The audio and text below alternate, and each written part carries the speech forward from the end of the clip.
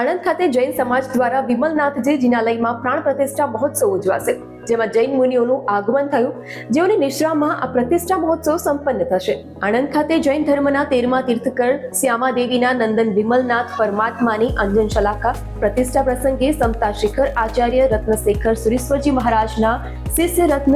જૈનાચાર્ય મરુધર રત્ન આચાર્ય વિજય રત્નાકર સુરેશ્વરજી મહારાજા તથા શ્રી તોષાશક આચાર્ય વિજય રત્ન સંયમ સુરેશ્વરજી મહારાજનું આગમન થયું. શ્રી શ્વેતાંબર મૂર્તિ પૂજક જૈન સંઘ આણંદ તથા શ્રી વિમલનાથ જિનાલયના લાભાર્થી લીલાબેન ભરતભાઈ શાહ પરિવારે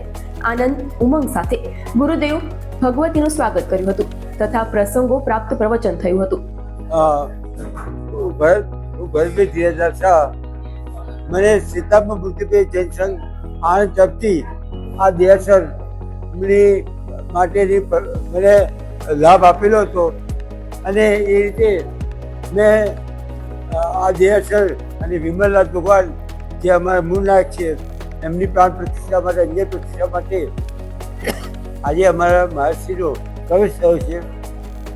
અને તારીખ 10 ડિસેમ્બરે 10/12/2025 રોજ પ્રતિષ્ઠા મહોત્સવ છે અને અમારું સકળ સંઘ આ માટે ખૂબ આનંદમય છીએ અને અમે પણ અમે અમારા કુટુંબો ખૂબ આનંદમય રીતે અમે આ પ્રસંગ માનવા અને સારી રીતે ભગવાન રસ્તે આપે